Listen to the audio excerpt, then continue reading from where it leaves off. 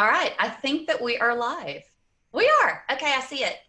Perfect. Let me go back to the view of Zoom. So hi. Can you hear me Hello. all? Are you able to hear me, Jill? Yes.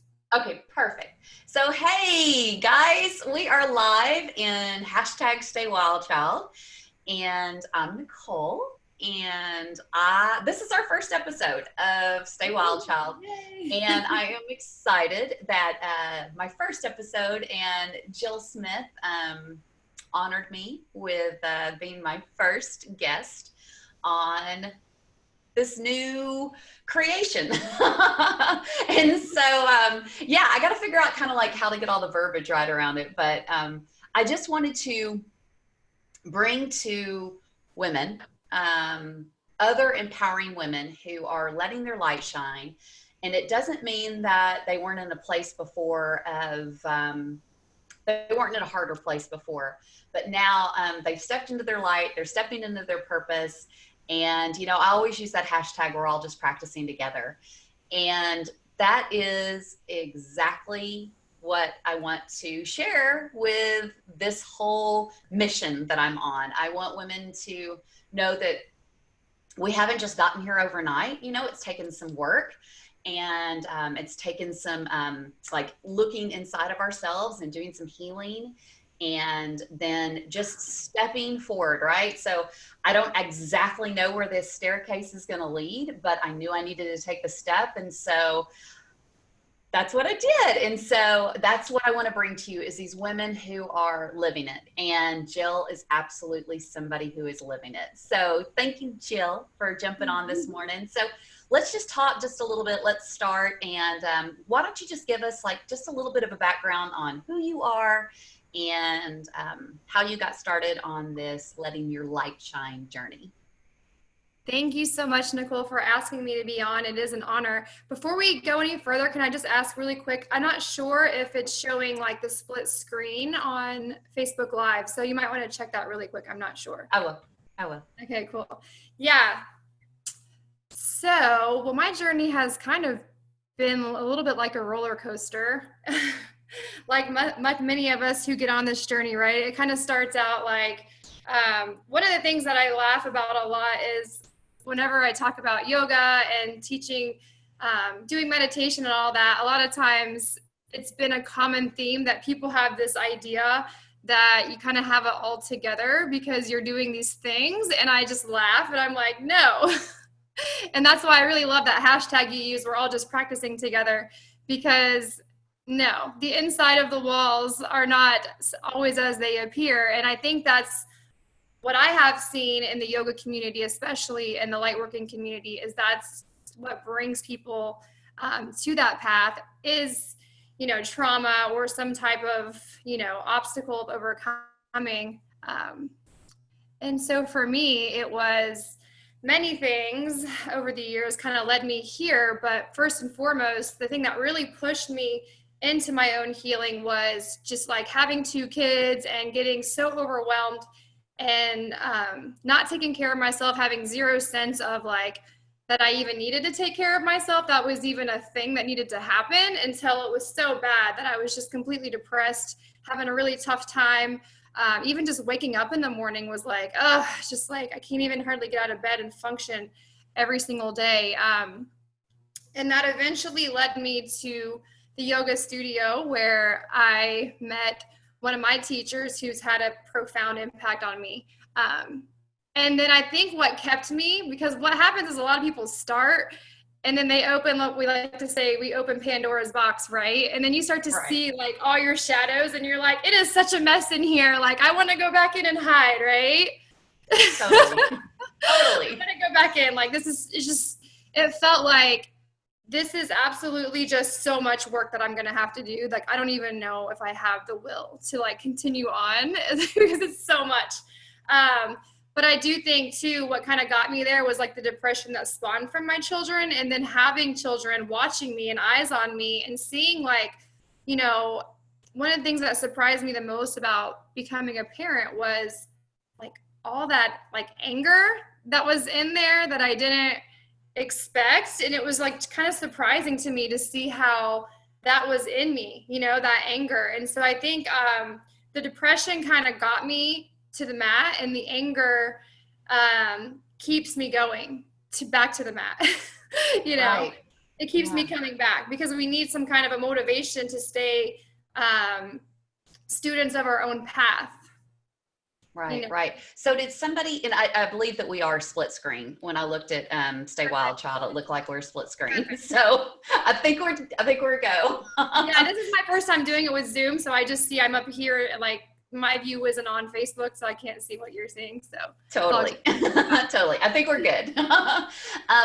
Okay, so let's talk just a little bit about, so did you have the insight to turn to yoga and meditate? I know. So you can't hear me? You're not able to hear me? now I can hear you. You're back. Okay. Go So ahead and did repeat. you, yeah, so did you have the insight to turn to yoga and meditation and join the studio, or did somebody suggest that, or how did that turn out? How did that begin? I will say that my husband has actually been quite a positive influence with all of that, because he had started meditating a couple of years prior to that. And I had just kind of watched. Hmm. Hmm. I can't hear you. Darn it.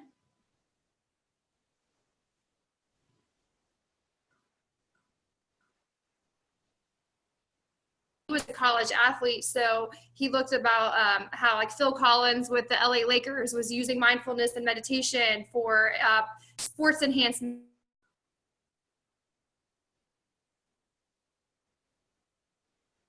Hmm.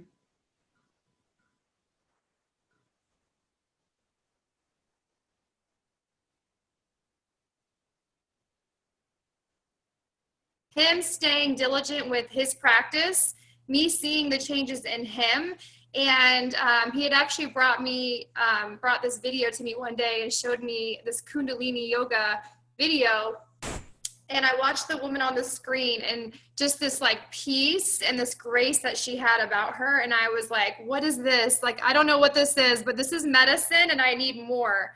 And in less than a week, a event had popped up for a Kundalini yoga class in my area at a studio where I had actually taught some nutrition classes. So I ended up saying, well, that's got to be a sign, right? Like, I've never even heard of Kundalini yoga at this point in my journey. So I go to the class, and for me, it was like when I met my teacher, that I was going to take me on the biggest part of my journey was then. And I knew when I met her, I was like, there's something about this chick, like you could just tell there was something emitting from her, like an aliveness that I knew I had that inside of me, but I knew that she had something that I needed to learn. She had something to show me. So I started leaning in. And ever since that first class, I just couldn't get enough. I had to keep showing up, because every time I'd miss class, I would just go back into feeling really bad and depression. It would just start to get, blocked up again, my energy. So I started to see that consistency was the only thing that was going to keep me out of depression and to keep me well and grounded and rooted in my being. So I had to just keep showing up to be backwards Yeah. every time. Yeah. I totally get that, because there are times where you're on this healing journey, and just so everybody knows, I think you're freezing just a little bit here and there, Jill. So I caught most of what you said. And so I'll definitely watch the playback and see if we got all the audio. But I know you talked about Kundalini yoga and showing up at the studio, and you'd seen somebody practicing Kundalini, and then you're like, an event popped up on Facebook. And so what a beautiful sign. I love that, how when you're ready for something, for me, it's God, the universe, shows up big and like starts like putting it in your face, right? So it's like these signs, and you're like, okay, right? It's these little breadcrumbs, and you're like, okay, I'm going to take this path. And so I love that you're aware enough to see that and then know that that was the journey that was going to start to transform your life in like the best way. So let's talk just a little bit about, so you started showing up for class and you enjoyed the Kundalini Yoga. I know that you're a yoga and meditation teacher. So talk just a little bit about that. When did you decide so you've been in class, how long were you in class before you decided to make the leap to not just be a student, but to immerse yourself into teaching others? I think at the same time as those classes, there were some Reiki circles that were popping up as well. So that was kind of getting me at the same time as the yoga was coming into my life. There was another healing dynamic that I was observing. I had just been showing up to those for a while. I think for about a year, I was just showing up to these Reiki circles and observing like what was going down.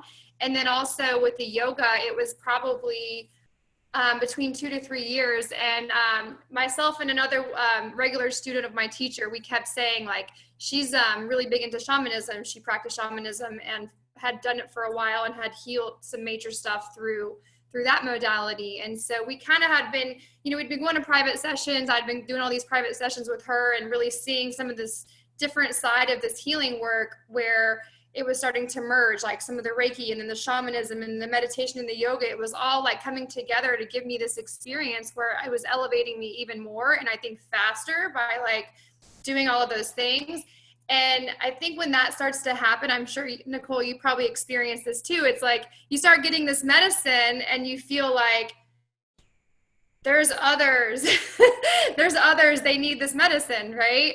Yeah.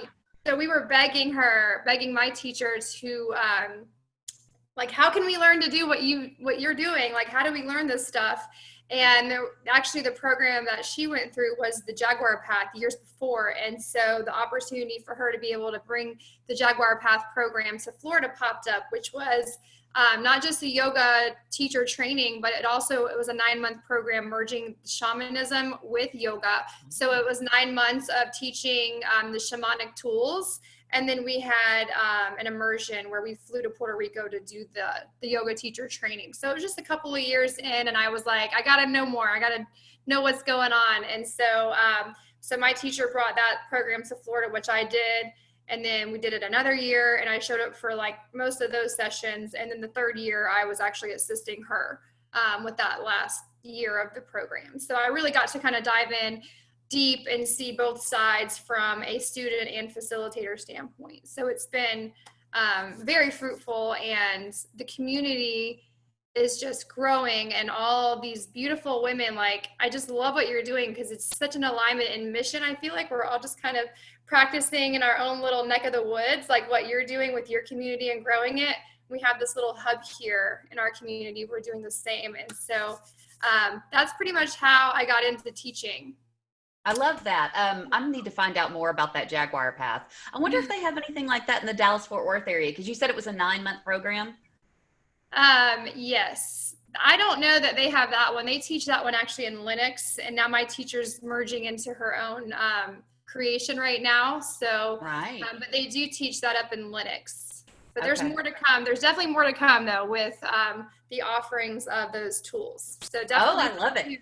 Okay, yeah, that excites me. Whenever you were saying that, I got chills like all over my body. So I was like, okay, that means I need to investigate that a little bit more. Yep, definitely. We'll be keeping you posted on that for sure. Oh, good. Okay, so we didn't even talk about, I'd planned on totally opening this whole thing with how we met. So I have to tell this cute little story. You made me feel so warm and so welcome.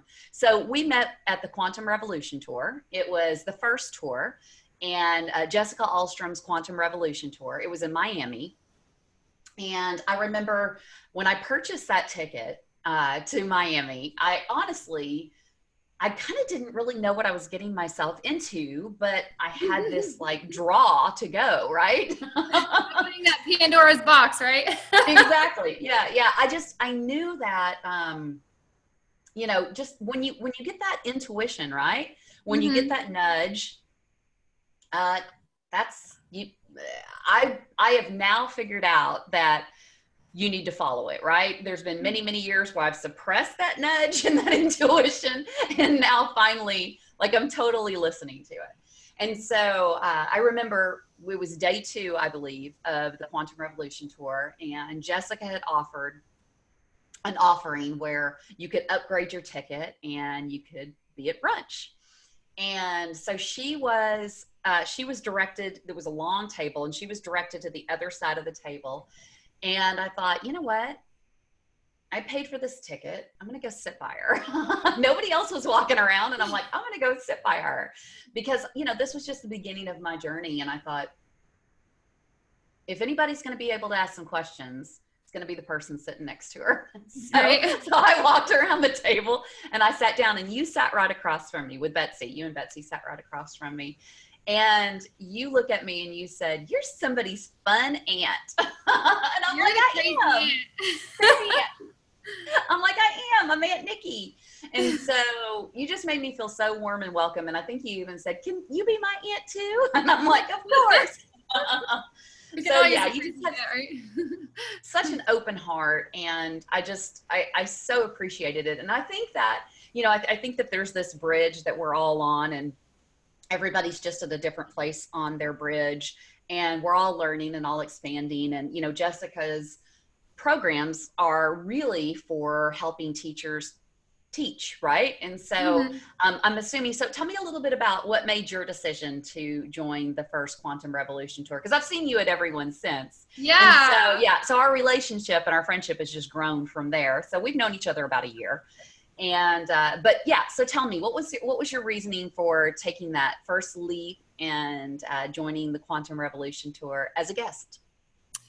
Well, I came across Jess a couple years ago. I would say it's been almost 2 years. Yeah, I want to say it's probably been about 2 years. And when I first came across her, I found her, I don't even know, like it was just on my feed, and I saw this blonde with like all these feathers. And I'm like, what's going on with this feather? The feathers in the hair was like the thing that got me, So I watched the video and I'm like, I don't exactly know everything, which like, I didn't really understand everything. I didn't need to, but I completely resonated. And it's like you were saying, that nudge, but it's really more of like you're getting pulled in. You're like, oh wait, there's something here for me that I need to hear. So I did the Tika program that she offers right after that, because I had just finished my yoga training the year before that. So I kind of felt like I needed something too, of like, all right, I needed like some little something else here, like another dynamic to kind of add. And that was taking me deeper into that shadow work with Jess. So when she announced her world tour, it just happens to be in Florida, and I live in Florida. And so I'm like, there's no way I'm not going to go. I just have to drive 4 hours south and I'm there. So I think it was just the divine synchronicity of the location being in the same state where I lived for me to not be able to go like, nah, because I could have easily just brushed it off if it was somewhere else. Like, I'm not going to fly it. But no, because it was in Florida, I'm like, I'm totally going. And then because of the profound impact that first tour, especially in Miami, was one of the most profound ones for me. They've all been amazing in their own right, but that one was really special. And so it's like the medicine we're talking about. You feel the medicine, right? You're like, I'm going to come in for more of that. Plus, it's like the community, when you get around other people that are doing this work, it really, you can feel how it amplifies what you're doing. And then now you're like weaving this web connecting you to other soul family. And I really felt that. It's like what I've experienced in Florida with our tribe here, but then it was like amplified to more tribe members that were from all over the place. And so there was just something special about that. So then when Vegas happened, I was like, it's a heck yes for me. And then of course, Kansas as well. I'm like, I'm just going to keep rolling with it. Now this is like part of my extended family, So, and there's something about the freedom of expressing that part of yourself in front of the type of vibration that community offers. There's also something about that where I think, and I know that you've experienced, there's parts of the world where you might not feel completely safe in your purpose yet, but when you're around other light workers that are aware that that's why they're here, and there's something about that energy and being around those tribe members that seems to uplift and really feed and nurture that light in you and that purpose that you have to bring it out. I agree. 100%.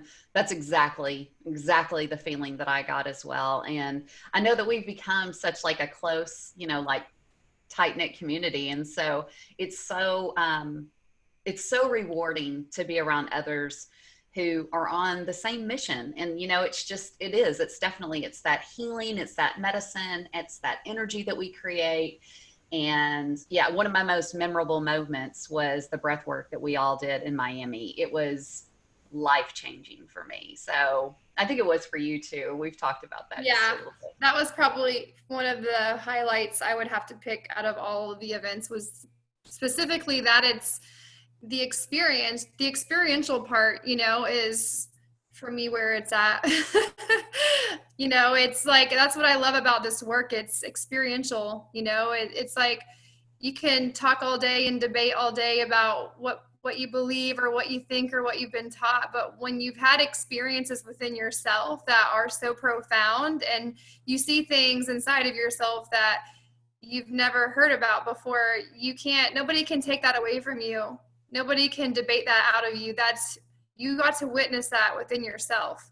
And so I love the freedom of this work because I never have to convince anybody of anything. You just allow them to come in and go inside themselves and see that what's in there, they have this grace and light within them, and you're able to show and help them see that and feel that and experience that.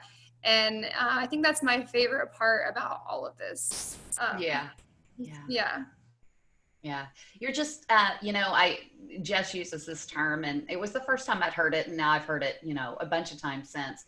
And, you know, it's that you're the mirror, right? You're just holding up the mirror of their truest reflection. And so, you know, I know that I'm sure that it was the same for you. You know, I saw a lot of myself in Jess, and I thought, oh, okay, let's just, I mean, God, this kind of reminds me of me. And that I didn't really know why at the time, you know, but now digging deeper, you know, I've kind of figured that out. So let's talk just a little bit. So this last tour, I was a speaker on this tour, and you were, what were you? The breath work goddess. I don't even know what to call you. It was so absolutely, like, you took the stage and like you just commanded.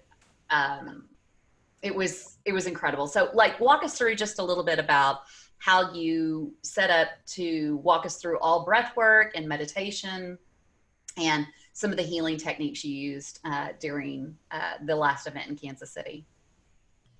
Well, I did prepare ahead, of course. But what I've noticed is that I won't say every time, but about 98% of the time, I show up with my clipboard with my notes, and I'm always guided by spirit to go another direction sometimes. And my order usually changes. So I can't say that was me guiding the room. That was me just opening my field up to the grace that needed to flow through that room.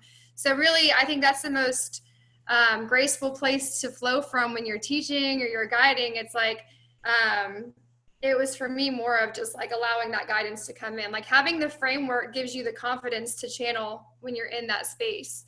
So that was beyond myself, right? Obviously I put some work in to be able to bring that medicine.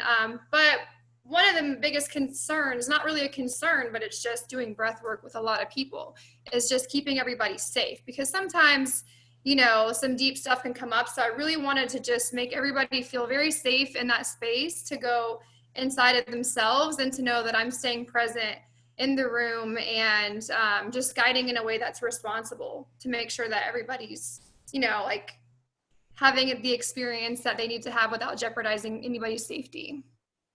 Yeah, that's great. And I mean, that's very appreciated, because I think that some people had some really amazing experiences during that, as we do really anytime that we participate in breath work. It's so powerful. However, whenever you're in a group environment, that is when the energy is really cultivated, and we're all focused on this deep divine purpose and this deep healing and this deep energy that we're all creating together. So it just really amplifies it, doesn't it? It's like it totally does. It totally does. And it was such it was really an amazing experience. I loved watching you, like becoming the real you, right? Like you stepped forward and like your shoulders went back and you're like, got this. Because you're such a cute little, like, you're just cute and you're just like fun and sweet Jill. And then like you took on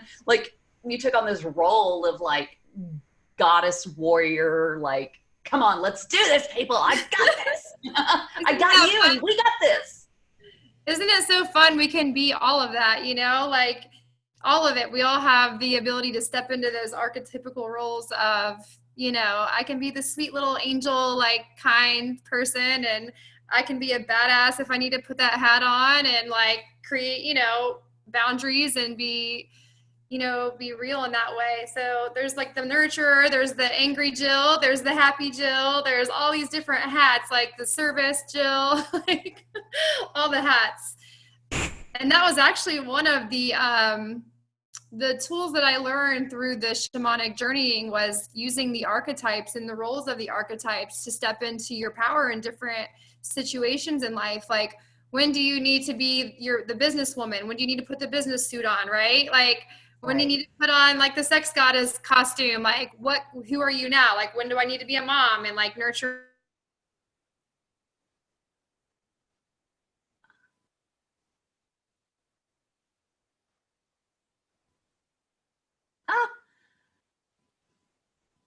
So I'm showing you froze just a little bit. Can you still hear me?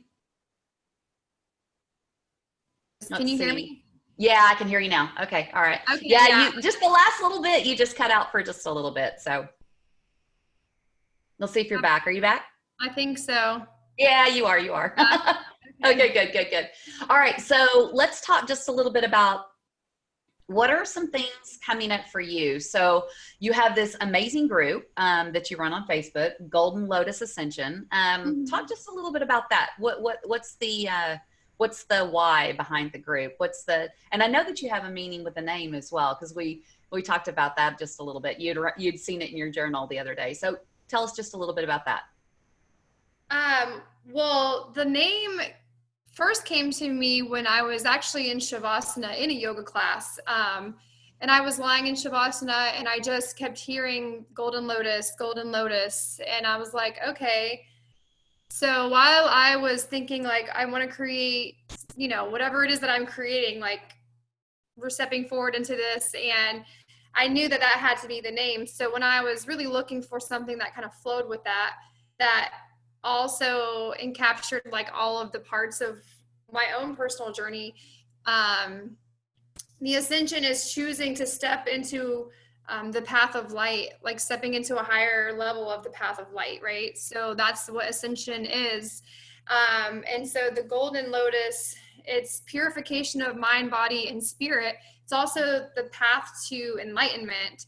And so for me, my journey and my whole mission, it is me, it is myself, but not in a selfish way. It's actually the opposite, because I know that if I'm still suffering and I'm not pulling myself out of my own suffering, you know, I can still help others, but I can really help others if I can eradicate my own suffering, purify any defilements within myself. I can be more effective to help lift the rest of the world around me out of suffering. And so that's really the mission of the Golden Lotus Ascension, is just, you know, maybe offering and sharing support and tools to continue to purify our mind and just rise up into who we are on that path of light. Very good. Very good. So is there workshops that you're going to be creating in there, or do you have a path laid out yet, or are you still creating? My path is actually being revealed to me as I step forward more and more. It's my husband and I were talking about this a couple of weeks ago, and I was like, I really just feel more so that my path is being revealed to me as I'm staying in alignment with all the things that I need to do. Like, I'm staying consistent. I'm being shown, right? Because I don't think that I know. I think that it's beyond me. And so I feel like as I mature and continue to like rise up into my own power and handle what I need to handle, and more just starts to show up. Like you'll get a phone call, like when you're asking what we do have coming up, just like getting a phone call a couple months ago and saying, hey, we're doing a retreat in Bali. You guys want to help out and, you know, travel to Bali and do a yoga and meditation retreat. And that's not something that I was like, I'm going to do. You know, it wasn't on my like to-do list to like book the resort and do all the things. It just showed up ready to go. And I think that's, for me, what I've seen is I'm starting just to notice that I don't really have to have it all figured out as far as like all the things. It's like, for me, it just starts to kind of flow in, of course, when you have the groundwork laid first, right? Exactly. Right. It's all about like getting in alignment. And then, yeah, you just take the step and then the staircase just kind of starts opening up and you don't exactly know where the staircase is going to go, but just kind of keep taking the steps as they come. Okay. So you mentioned Bali. So let's talk just a little bit about Bali and the retreat. Okay. So it's actually a Bali trip with Thailand extension. So we're doing Bali and Thailand, and it's in September of 2020. And so that's really exciting because Bali is actually known as the island of God, and it's also known as the island of manifestation. And so actually my husband and I are going together, and one of his teachers, which is also my teacher, Anthony Profeta, and then my other teacher, Allie Smith, the four of us are collaborating to take a group of about 50 to 55 people over to Bali. And it's with the intention of up-leveling the vibration of our community, of course. And as we were talking earlier about, you know, when you're doing that breath work, you know, I know you do it by yourself every day, but when you're with 100 people or more, you know, your results are greater. And the same thing with this travel and up-leveling the community with travel is that we're just stronger together. We just are. So we have a big mission of really taking this community of ours on a crusade over to this beautiful island and then pouring our intentions. We're going to do some work there where we can leave a sand painting of intention. And they say as soon as you put any intentions into the island, it's like instant manifestation. That's just the vortex that Bali is. Okay. And so, yeah, more is going to be revealed as we get closer. But this far out, we're really focused on the mission and the mission of community and crusading together. And it's like taking like going to get an elixir, you know, like the hero's journey. It's kind of like a hero's journey in itself. And so, yeah, it's super exciting that like happened and just kind of aligned. And I do feel like this is going to be, that's part of the path that was revealed to me, is that, you know, traveling around the world is something that we've had on our vision board and in our field of vision for a while. And here it is coming to fruition. So I think it's just the first of many missions. I love it. I love it. And I love that. Can you still hear me?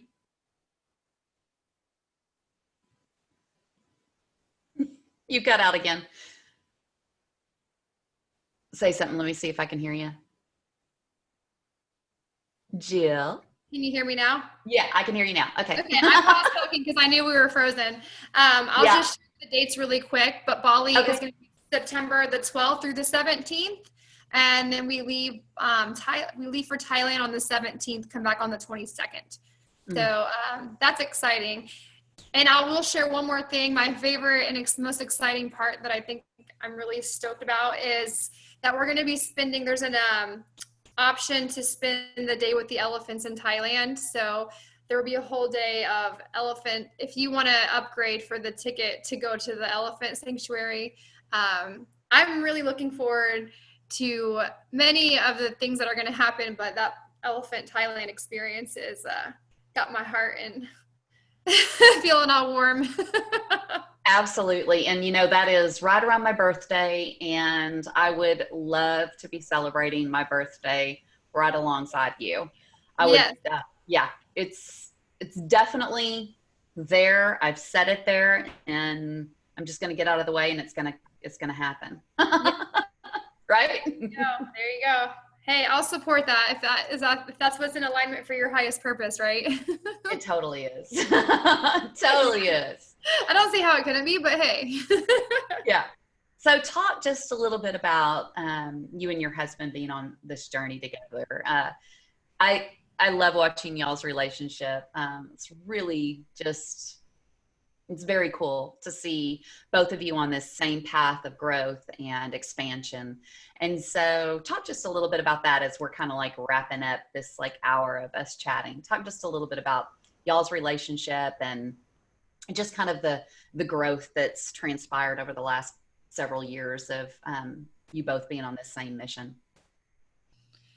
Whew. Was that a really big question? It's a really big question, isn't it? No, it's awesome because my husband and I, it's okay. So when my husband and I first got together, I was just getting out of a marriage. So I had gotten married like when I was 23, and a few years later, I'm like, this wasn't the right, move.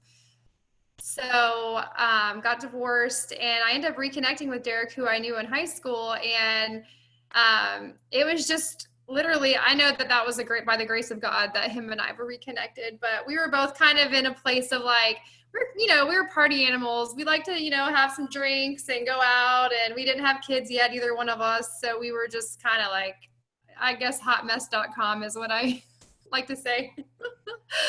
But we had good intentions, of course. And I think his mom was a little worried whenever we first got together because we were so much alike that it was like, she's like, oh my gosh, I think Derek has met his match, but I don't know if that's necessarily a good thing. But one of the cool things she said to me, a few years back was like how beautiful it has been to see, to see that her concerns of us just being a hot mess together and being drunk all the time turned it into us being on this like path to self-realization and how much we both changed and grown.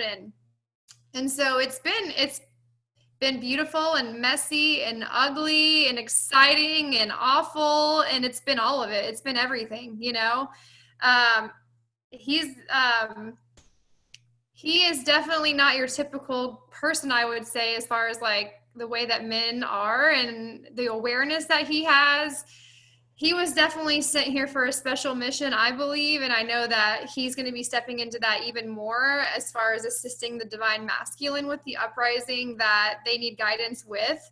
But him being the ultimate space holder, I mean, he's really had to learn it as a skill, but I don't know anybody who studies or learns and is like as motivated to stay in like the learning cycle as my husband. He's read like thousands of books and has thousands of hours of meditation, and it's just, he doesn't stop. It can get a little overwhelming sometimes, but we were a good match for that, and been able to really help each other to literally physically, emotionally, spiritually heal each other from all our wild past and all the mistakes that we made together and the growing up that we had to do together. And we've just alchemized all of that into a beautiful life together and a beautiful family and just a home with love and communication and compassion. And we argue and we get messy and we have fun and we laugh and all of it. So and just having our children and wanting to get better for them has, I think, been the biggest mirror for us to keep going, like I said, So, yeah. So great. I love it. Yeah, that's good. Good stuff. I know that I see in the future a lot of things with you two together and just,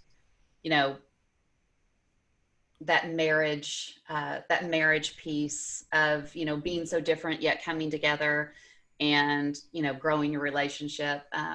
It's very inspiring to watch. So I love that you're so open about sharing about, your connection and how you help each other grow and just the realness and the vulnerability that's all in there. Yeah. Yeah. Yep.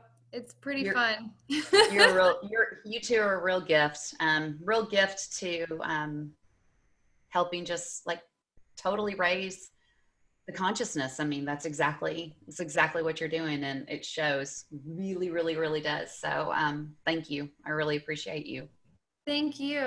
I appreciate you as well. This has been fun. An hour goes by Yeah. fast, doesn't it? We could talk for Do probably, what? I said an hour can go by really fast, It right? can. Yeah. Yeah. Yeah. Yeah. It can. Right.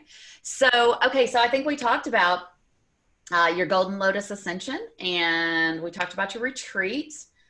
Our group is all about helping women remember who they are before the world told them who they were supposed to be. Mm-hmm. That's really the key focus, I think, in life. There's so many shoulds and shouldn'ts, and it's just really about reconnecting with who you truly are, and then you making that decision, right? Instead of society, putting those the guilts and shames and everything that comes along with being a woman in this day and age.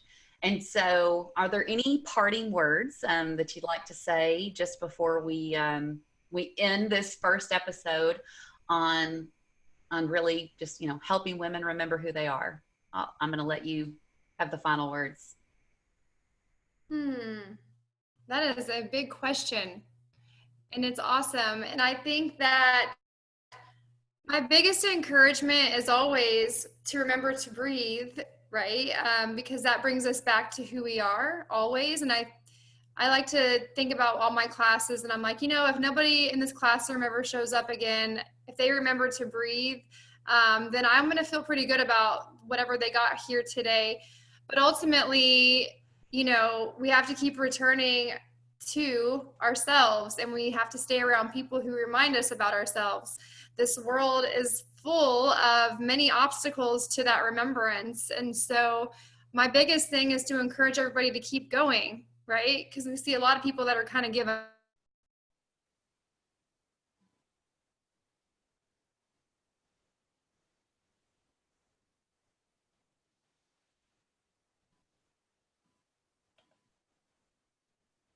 No, I can't hear you. Just a minute. Let's see if you come back. I think we're There, back. you're back. You're back. You're back. Yeah. So there's so many obstacles, in the remembrance. There's like every day you have to be so devoted to that, because the stressors of the world, they will keep you weighted down and forgetting who you are.